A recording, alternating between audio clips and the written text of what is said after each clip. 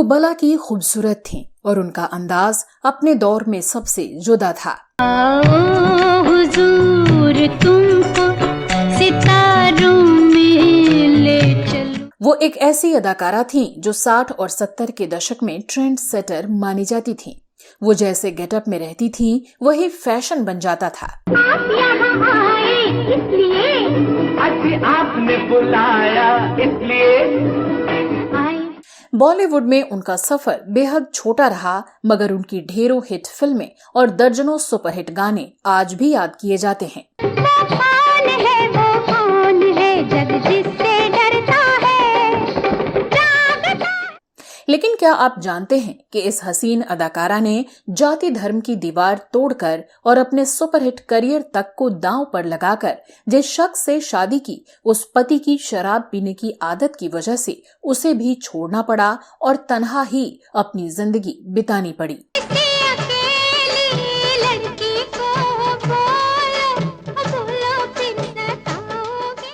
क्या आप मानेंगे कि एक सुपरस्टार अभिनेत्री की बहन और बॉलीवुड के नंबर 1 खानदान की बहू होने के बावजूद इन्हें अपनी बेटियों को पालने के लिए दर-दर की ठोकरें खानी पड़ी और घर चलाने के लिए छोटे मोटे काम करने पड़े। शीशी भरी गुलाब की पत्थर पे तोड़ दूं। और क्या आप यकीन करेंगे कि इस अदाकारा ने अपने ससुराल की खानदानी परंपरा को तोड़ते हुए अपनी बेटियों को फिल्मों में लॉन्च करवा दिया और बाद में उनके ही दामाद ने उन पर अपनी बेटी के पैसे पर ऐश करने और उसका घर तोड़ने का आरोप लगाया। जरा सुनना, उनसे नहीं कहना। तो कौन थी ये अदाकारा और कितना चैलेंजिंग और मुश्किलों भरा रहा इनकी जिंदगी का सफर। तुम जब होंगे 60 साल की और मैं होंगी 55 की, देश की जोत जलाओ। कैसे अपने साथ हुई नाइंसाफी का बदला लेने के लिए इस एक्ट्रेस ने अपनी रियल लाइफ में बोल्ड मदर का किरदार निभाया और कितना चैलेंजिंग और दिलचस्प रहा इनका ये सफर। आज के अपने शो में हम इसी पर करेंगे चर्चा। जानेंगे और भी बहुत कुछ, बस बने रहिए हमारे साथ। बाजे मोरी पायल छनन छनन, धड़कत मन। दोस्तों नमस्कार, आप देख रहे हैं ड्रामा सीरीज इंडियन और मैं हूं श्वेता जया। आज के वीडियो में हम चर्चा करेंगे मशहूर बॉलीवुड अदाकारा बबीता की। प्यार ने दी सदा, तुमको आना पड़ा। बबीता एक बेहतरीन अदाकारा जिन्होंने हिंदी फिल्मों में शानदार पारी खेली, लेकिन अपने करियर के पीक पर शादी करके घर बसाने के लिए अपने करियर की कुर्बानी दे दी। रंगत तेरी सूरत से किसी में नहीं। बबीता का फिल्मों में कैसे आना हुआ था और कैसे बेहद कम समय में ये बॉलीवुड की एक कामयाब अभिनेत्री बन गईं, चलिए बताते हैं। लेकिन उससे पहले एक नजर इनके शुरुआती जीवन पर। बबीता का पूरा नाम बबीता शिवदासानी था। इनका जन्म 20 अप्रैल 1948 में पाकिस्तान के कराची में एक सिंधी परिवार में हुआ था। इनके पिता अभिनेता हरी शिवदासानी थे, जो फिल्मों में कैरेक्टर आर्टिस्ट हुआ करते थे। अरे भाई, वक्त पर गद्दे को भी काका बनाना पड़ता है। पुष्पा, आम खाओ पेड़ न गिनो। इनकी माँ बारबरा ब्रिटिश ईसाई थीं। इनकी सगी बहन मीना शिवदासानी थीं, जो पेशे से कॉस्ट्यूम डिजाइनर थीं और शादी के बाद मीना अडवाणी बन गईं। मशहूर एक्ट्रेस साधना शिवदासानी रिश्ते में इनकी चचेरी बहन थीं। हालांकि दोनों परिवारों में आपसी मनमुटाव था। इस बारे में हम आगे चर्चा करेंगे। भारत पाकिस्तान बंटवारे के समय शिवदासानी परिवार भारत आकर बस गया। एक्टर पिता और ब्रिटिश माँ की बेटी बबीता बेहद खूबसूरत थीं और हमेशा से बॉलीवुड में अपना करियर बनाना चाहती थीं। उन्हें इसके लिए कोई खास मशक्कत भी नहीं करनी पड़ी और 18 साल की उम्र में ही इन्हें ये मौका मिल गया। दरअसल बबीता के घर पर पिता की वजह से अक्सर फिल्मी हस्तियां मिलने आया करती थीं। इन्हीं में से फिल्म निर्माता जीपी सिप्पी एक दिन इनके घर आए हुए थे। उन्होंने जैसे ही बबीता को देखा, राज फिल्म के लिए राजेश खन्ना के अपोजिट कास्ट कर लिया। कास्ट करने के लिहाज से राज बबीता की पहली फिल्म थी, लेकिन पहली बार सिल्वर स्क्रीन पर बबीता फिल्म 10 लाख में नजर आईं और ये उनकी डेब्यू फिल्म कहलाई। बाजे मोरी पायल छनन छनन, बाजे मोरी पायल। ये फिल्म बनाई थी निर्माता निर्देशक देवेंद्र गोयल ने, जो इससे पहले करीब 1 दर्जन फिल्में बना चुके थे। 1966 में रिलीज हुई इस फिल्म में इनके अलावा ओम प्रकाश और संजय खान थे। ये फिल्म बॉक्स ऑफिस पर कोई खास कमाल नहीं कर पाई, लेकिन बबीता की खूबसूरती ने सभी का ध्यान खींचा। गरीबों की सुनो, वो तुम्हारी सुनेगा, तुम एक पैसा। इसके बाद अगले साल यानी 1967 में जीपी सिप्पी साहब की फिल्म राज भी रिलीज हो गई। हालांकि ये फिल्म भी कुछ खास नहीं चली, लेकिन इस फिल्म में काम करने के कारण इन्हें लोग पहचानने लगे।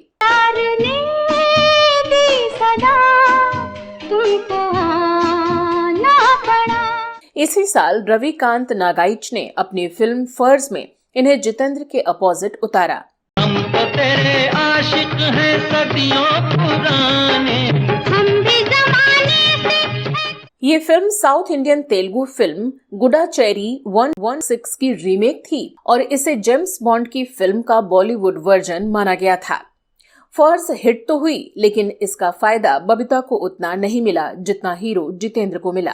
तुमसे ओ दीवाने कभी मोहब्बत मैंने करनी थी, मगर मेरे दिल ने मुझे। बबीता और जितेंद्र की जोड़ी इस फिल्म में खूब पसंद की गई। फर्ज के अलावा भी इन दोनों ने कई फिल्मों में साथ काम किया। अगले साल यानी 1968 में रिलीज हुई फिल्म औलाद में भी निर्माता निर्देशक कुंदन कुमार ने इसी जोड़ी को रिपीट किया। अरमां था हमें जिनका, वो प्यार के दिन आए। हालांकि ये फिल्म फर्ज की तरह थ्रिलर न होकर एक सोशल ड्रामा फिल्म थी, लेकिन दर्शकों ने इस जोड़ी को पसंद किया। फिल्म औलाद भी ठीक ठाक चली। उसी साल निर्माता निर्देशक प्रकाश मेहरा ने बबीता को शशि कपूर के अपोजिट फिल्म हसीना मान जाएगी में उतारा। बेखुदी में सनम उठ गए जो कदम आ गए। इस फिल्म में शशि कपूर डबल रोल में हैं और बबीता के अलावा अमिता और जॉनी वॉकर ने भी इसमें बढ़िया काम किया है। बबीता ने इस फिल्म में बेहतरीन अभिनय किया। मेरी जिंदगी बर्बाद करके मेरे मुंह पे कलंक लगा के अब तो पूछता है क्या हो गया है? बोल, मेरी इज्जत लेकर तुझे क्या मिला है? अगले साल यानी 1969 में आई इनकी फिल्म डोली ने इन्हें हीरोइन से स्टार बना दिया। सजना साथ निभाना, सजना साथ निभाना। अदुर्थी सुब्बा राव की ये फिल्म उन्हीं की तेलुगु फिल्म थेने माना सुलु की रीमेक थी और राजेश खन्ना की शुरुआती सोलो हिट फिल्मों में से एक मानी जाती है। आज मैं देखूं जिधर जिधर, ना जाने क्यों उधर उधर। बबीता ने भी इस फिल्म में बेहद शानदार अभिनय किया और दर्शकों पर उनका जादू सिर चढ़कर बोलने लगा। डोली फिल्म में निर्देशक अदुर्थी सुब्बा राव ने बबीता के साथ साथ उनकी सगी बहन मीना को भी काम करने का मौका दिया था, लेकिन पर्दे के पीछे रहकर मीना शिवदासानी ने अपनी बहन बबीता के लिए कॉस्ट्यूम डिजाइन किया था। वो कुछ और फिल्मों में बबीता की कॉस्ट्यूम डिजाइनर बनी और बाद में उनकी शादी सुंदर अडवाणी नाम के उद्योगपति से हुई। बबीता को उस साल कई फिल्में मिली जो बॉक्स ऑफिस पर बेहद सफल रहीं। अनजाना में ये तब के जुबली कुमार यानी राजेंद्र कुमार के साथ नजर आईं।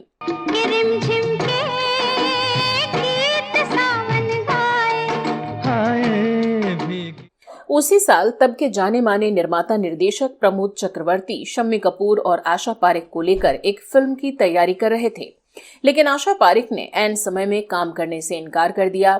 चक्रवर्ती साहब ने बबीता को अप्रोच किया और वो फौरन तैयार हो गईं। फिल्म का नाम था तुमसे अच्छा कौन है। जन्म जन्म का साथ है निभाने को सौ। फिल्म सुपरहिट हो गई। बबीता और शम्मी कपूर पर फिल्माए इस फिल्म के गाने आज भी घर घर में गुनगुनाए जाते हैं। रंगत तेरी सूरत से किसी में नहीं। उसी साल SD नारंग की फिल्म अनमोल मोती में ये अपने पुराने को स्टार जितेंद्र के साथ एक बार फिर से पर्दे पर उतरी। इस फिल्म की शूटिंग का एक मजेदार वाकया है। बबीता को तैरना नहीं आता था और फिल्म में एक दृश्य में इन्हें पानी में कूदना था। इस दृश्य को फिल्माने के लिए एक विशेष टब बनवाया गया और उसे स्विमिंग पूल में छुपा कर रखा गया। फिर वो उसमें कूदी। जाने चमन तेरा गोरा बदन जैसे खिलता हुआ गुलाब। उस साल बबीता को जो और फिल्में मिली थीं, उनमें मनमोहन देसाई की किस्मत भी काफी महत्वपूर्ण थी। आओ हुजूर तुमको सितारों में ले चलूं। इस फिल्म में हीरो थे विश्वजीत और अन्य कलाकार थे हेलन, मुराद, एमबी शेट्टी और बबीता के पिता हरी शिवदासानी आदि।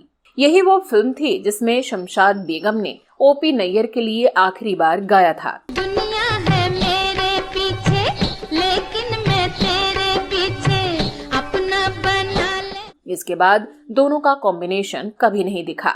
शमशाद बेगम के इस गाने को बड़े ही दिलचस्प अंदाज में फिल्माया गया है। इस गाने में हीरो विश्वजीत ने लड़कियों का लिबास पहना है, जबकि बबीता पठान मर्दों वाले परिधान में है। जब ये गाना सिनेमा हॉल में बजता था तो युवा दर्शक पर्दे पर सिक्कों की बरसात कर देते थे। कजरा मोहब्बत वाला अखियों में ऐसा डाला कजरे ने ले। बबीता ने उस दौर के ज्यादातर बड़े स्टार्स के साथ अपनी जोड़ी बनाई, जिनमें राजेंद्र कुमार, मनोज कुमार, राजेश खन्ना, शशि कपूर, शम्मी कपूर और धर्मेंद्र जैसे एक्टर्स शामिल रहे। 70 के दशक में भी बबीता की कई यादगार फिल्में दर्शकों के सामने आईं, जिनमें बनफूल, पहचान, बिखरे मोती, कल, आज और कल, व कब, क्यों और कहां आदि शामिल हैं। प्यार से दिल भर दे, नहीं हम पे करम कर दे, कभी नहीं। बबीता का जलवा ऐसा हो गया था कि ये फिल्मों को रिजेक्ट तक करने लगी थीं। कहते हैं जब साल 1970 में रमेश सिप्पी फिल्म अंदाज बना रहे थे तो उन्होंने मुख्य हीरोइन के लिए बबीता को ही चुना था, लेकिन ये रोल एक विधवा का था जो उन्हें अपनी ग्लैमरस छवि से मेल खाता नहीं दिखा। उन्होंने ये ऑफर ठुकरा दिया और इस किरदार को हेमा मालिनी ने निभाया। 1971 में रिलीज हुई ये फिल्म सुपरहिट साबित हुई। फिल्मों की कामयाबी ने बबीता को इंडस्ट्री में स्टारडम, शोहरत और रुतबा सब कुछ दिला दिया था, लेकिन जैसे ही बबीता को दुनिया जानने लगी और जब उनकी मेहनत का असर दिखने लगा, तब उनकी जिंदगी में कुछ ऐसा हुआ कि सब कुछ बदल गया। हो गए तेरे हो गए प्यार में तेरे। दरअसल साल 1971 बबीता के करियर के लिए टर्निंग पॉइंट साबित हुआ। इन्होंने रणधीर कपूर के साथ फिल्म कल, आज और कल में काम किया। आप यहाँ आए इसलिए, आपने बुलाया इसलिए। यहीं से शुरू हुई रणधीर कपूर और बबीता की लव स्टोरी। इसी बीच मशहूर तेलुगु निर्देशक अदुर्थी सुब्बा राव ने अपनी एक तेलुगु फिल्म पूजा रंगुडू की बॉलीवुड रीमेक जीत पर काम करना शुरू किया, जिसमें उन्होंने बबीता के साथ रणधीर कपूर को साइन किया। ये फिल्म 1972 में रिलीज हुई थी। शीशी भरी गुलाब की पत्थर पे तोड़ दूं। अदुर्थी सुब्बा राव की ही फिल्म डोली ने बबीता को कलाकार से स्टार बनाया था और उनकी ही फिल्म के पूरा होते होते वो इंडस्ट्री छोड़ गईं। रणधीर कपूर और बबीता ने शादी करने का फैसला कर लिया। हालांकि कपूर खानदान को ये रिश्ता मंजूर नहीं था और राज कपूर बबीता को अपनी फिल्मों की हीरोइन बनाने को तो तैयार थे, लेकिन घर की बहू नहीं। दरअसल राज कपूर और उनके पिता पृथ्वीराज कपूर बेहद दकियानूसी ख्यालातों वाले थे। उन्हें घर के मर्दों का तो फिल्मों में काम करना मंजूर था, पर घर की बहू बेटियों का नहीं।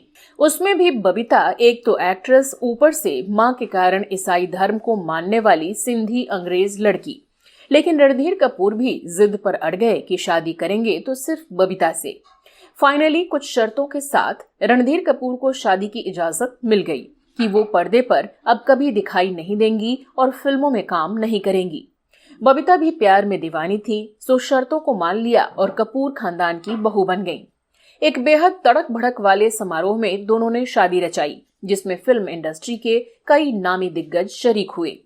कम ही लोग जानते होंगे कि बबीता इससे पहले अपने ससुर राज कपूर, दादा ससुर पृथ्वीराज कपूर के साथ बतौर को एक्ट्रेस और दोनों चाचा ससुर यानी शम्मी कपूर और शशि कपूर के अपोजिट बतौर हीरोइन काम कर चुकी थीं। राज कपूर और पृथ्वीराज कपूर के साथ वो कल, आज और कल में नजर आई थीं।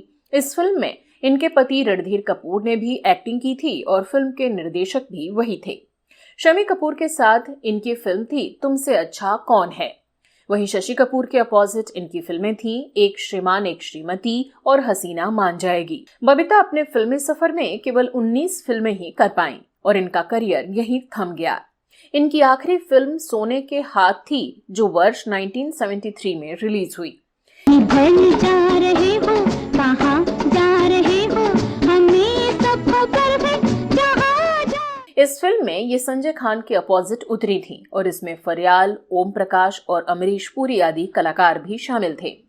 जिस प्यार और शादी के लिए बबीता ने अपना स्टारडम तक छोड़ दिया, उसी संबंध ने जैसे बबीता की जिंदगी में समस्याओं की एंट्री करवाई। इनके करियर पर तो फुल स्टॉप लग ही गया था, आगे जिंदगी में और भी बड़े बदलाव हुए। बबीता ने इंडस्ट्री में अपने करियर के चरम पर फिल्मी दुनिया को अलविदा कहा था, लेकिन वो जिस उम्मीद में कपूर खानदान की बहू बनी थी, अब उन उम्मीदों के टूटने की बारी थी।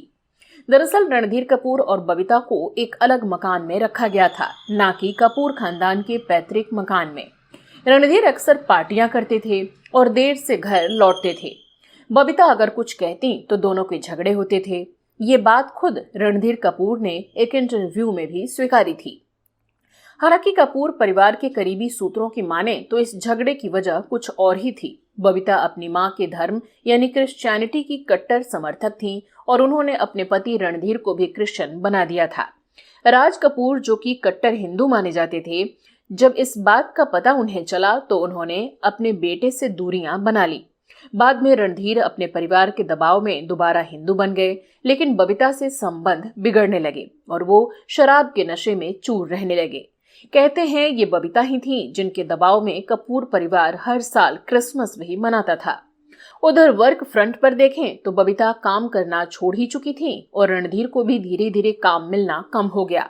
ऊपर से उनकी शराब की लत, अब घर में पैसों की दिक्कत होने लगी। इसी बीच 1974 में करिश्मा और 1980 में करीना का जन्म हुआ, पर पति की आदतें नहीं बदली। अभाव अपने साथ कलह भी लेकर आता है। बबीता किसी तरह बच्चों की परवरिश करने में जुटी थीं, लेकिन उन्हें एक अच्छी जिंदगी देना संभव नहीं हो पा रहा था। इन हालातों से बबीता अब इतनी थक चुकी थी कि एक दिन उन्होंने पति को घर से जाने का अल्टीमेटम दे दिया। हालांकि मीडिया रिपोर्ट्स का यह भी कहना है कि बबीता की जिंदगी में इस बीच एक और मर्द की एंट्री हुई थी।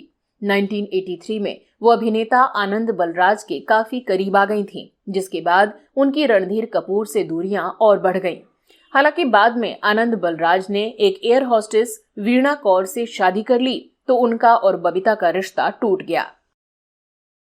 कभी झगड़े, कभी मान मनोवल तो कभी माफी, सिलसिला चलता रहा, पर आखिरकार 1988 में बबीता अपनी दोनों बेटियों को लेकर अकेली रहने लगी और रणधीर कपूर से अलग हो गईं।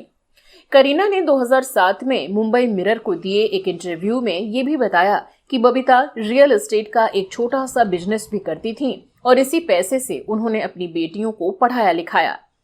अपनी बेटियों का करियर बनाने के लिए बबीता ने जी तोड़ मेहनत की।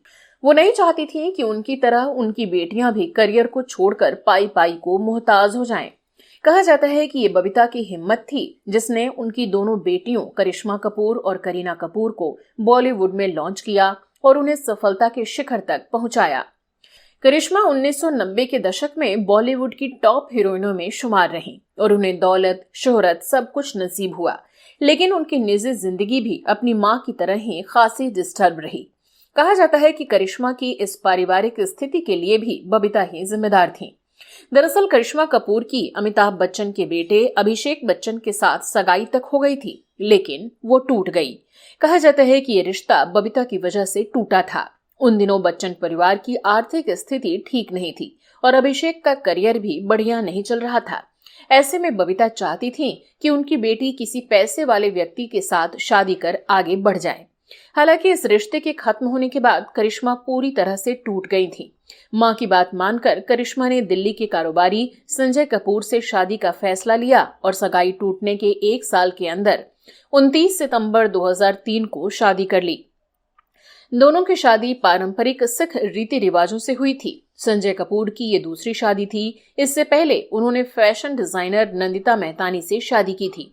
पहली पत्नी से तलाक होने के बाद 10 दिन बाद ही संजय और करिश्मा ने अपनी शादी की अनाउंसमेंट कर दी थी।